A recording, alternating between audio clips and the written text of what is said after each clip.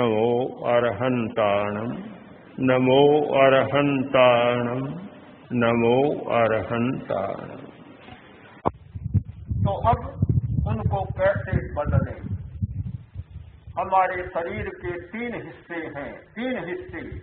एक ऊपर का हिस्सा, नाभि से ऊपर का हिस्सा ऊर्ध्वलोक कहलाता है, नाभि तिर्यक लोक मध्य लोक कहलाता है, और नाभि के नीचे का हिस्सा अधोलोक या नीचा लोक कहलाता। तीन हिस्से हैं शरीर के, ऊर्ध्वलोक, मध्य लोक और अधोलोक। ये तीन हिस्से हैं। ये आदतें या तो अधोलोक में या मध्य लोक में और थोड़े से ऊर्ध्व भाग में जन्म लेती हैं। अब जब हमारा मन, हमारे विचार नाभि से नीचे और शक्ति केंद्र तक एक छोटे से भाग में मन दौड़ता रहता है, तो ये सारी बुरी आदतें पनपती हैं, विकसित होती हैं और उनका एक चक्र सा चलता रहता, एक के बाद एक आदत बढ़ती चली जाती है, उनका अनुबंध या विशेष सर्कल हो जाता है।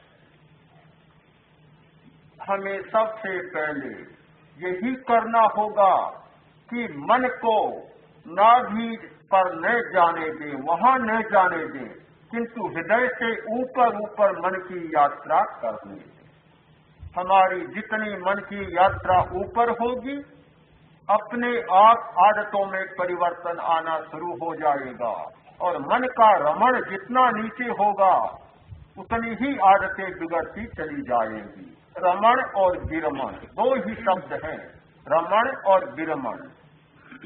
उनमें रमण करना या उससे विरमण करना, प्राणातिपात में रमण करना और प्राणातिपात में विरमण करना, ये दो ही बातें हैं। जब इस स्थान में मन की गति होगी तो हमारा परिश्रव होता रहेगा। परिश्रव जे आश्रवा ते परिश्रवा। हम पहले तो आश्रव करते हैं, फिर परिश्रव करते हैं। आश्रव करते हैं, आश्रव का मतलब कि बाहर से बुरे विचारों को और बुरे विचार, बुरी प्रवृत्तियों और बुरे आचरणों के द्वारा इन लेस्याओं के उपयुक्त कर्म परमाणुओं को भीतर ले जाते हैं, आश्रवण करते हैं, आश्रव करते हैं। वह आश्रव, श्राव जब भीतर चला जाता है और भीतर जाकर पक जाता है, पूरा पक्का माल बन जाता है, तब फिर परिश्रवण करते हैं, उसको बाहर लाते हैं। इन ग्रंथियों के माध्यम से, इस शरीर के माध्यम से उस माल को भीतर ले जाते हैं और इन्हीं ग्रंथियों के माध्यम से उसका परिश्रवण करते हैं, फिर निकालते हैं। और जब फिर निकालते हैं तो फिर वह मस्तिष्क के पास जाता है, फिर वह व्यवहार बनता, आचरण में आता और फिर नया आश्रव करने की तैयारी हो जाती। ये चक्र चलता है। ठीक इसीलिए कहा कि जे आसवा ते परिसवा।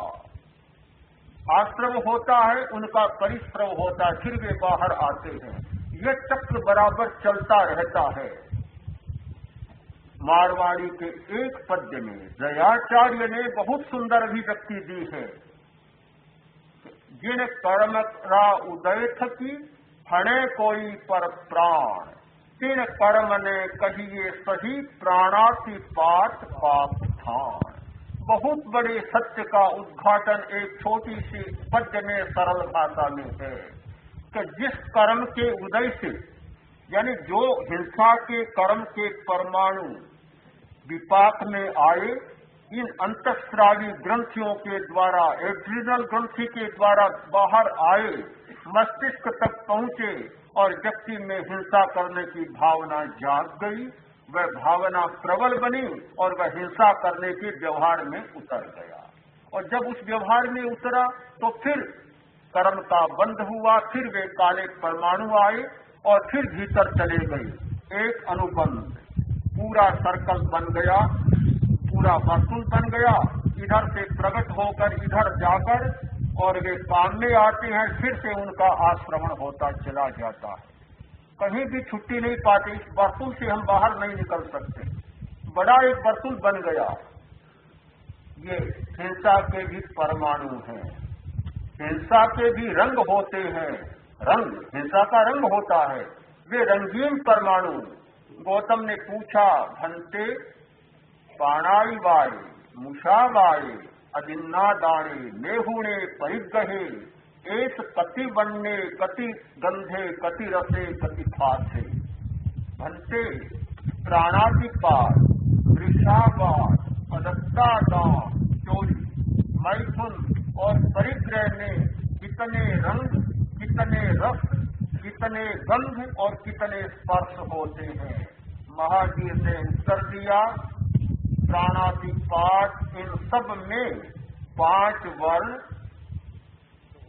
2 गंध, 5 रस और 8 स्पर्श, 4 स्पर्श होते हैं, 4 स्पर्श होते हैं। क्रोध मान माया लोभ इन सब में भी ये होते हैं। ये सारी हमारी जो आदतें हैं, ये पौद्गलिक आदतें हैं। इनमें वर्ण होता है, गंध होता है, रस होता है, स्पर्श होता है। और ये पुद्गल, ये रंगीन पुद्गल हमारी ग्रंथियों में, हमारे चैतन्य केंद्रों में आते हैं और आकर फिर हमारी नई आदत के लिए और मसाला और सामग्री ले जाते हैं। तो फिर इस चक्र से, इस वर्तुल से छुट्टी पाने का रास्ता क्या है? क्या उपाय है जिससे हम छुट्टी पा सकें? इससे छुट्टी पाने का उपाय है प्रेक्षाध्यान। प्रेक्षाध्यान यानी प्रेक्षाध्यान के द्वारा ही हम इस वर्तुल को तोड़ सकते हैं, इस चक्र को तोड़ सकते हैं, इस चक्र व्यूह को तोड़कर और प्रवेश कर सकते हैं, दूसरे रास्ते से जा सकते हैं। प्रेक्षाध्यान के द्वारा क्या होगा? जब हम मन की गति को बदल देते हैं, मन रमण करता है। रमण का मतलब या प्रिय और या अप्रिय, उसका नाम है रमण। या तो वह प्रियता का भाव लेकर हमारे शरीर में एक लहर बनकर दौड़ता है, या अप्रियता का भाव लेकर हमारे शरीर में दौड़ता है। यह प्रियता का भाव, अप्रियता का भाव, यह राग का भाव और द्वेष का भाव, इस लहर के साथ मन दौड़ता है, नाना प्रकार की तरंगे पैदा करता रहता है। इस मन को जब हम प्रेक्षा करते हैं तो गिरमण में बदल देते हैं, यानी चैतन्य के पास पहुंच जाते हैं। चैतन्य के पास गौतम ने पूछा, भंते प्राणातिपात का गिरमण, मृषावाद का गिरमण, चोरी का गिरमण, मैथुन का गिरमण और परिग्रह का गिरमण, क्रोध मान माया और लोभ का गिरमण, इनमें कितने रंग, कितने गंध, कितने रस और कितने स्पर्श होते हैं? भगवान ने कहा, अवन्ना अगंधा अरसा अफाशा, इनमें कोई वर्ण नहीं होता, गंध नहीं होता, रस नहीं होता, स्पर्श नहीं होता, क्योंकि ये चैतन्य है। रमण है उद्गल और गिरमण है चैतन्य। रमण है रंगीन और गिरमण है रंग मुक्त।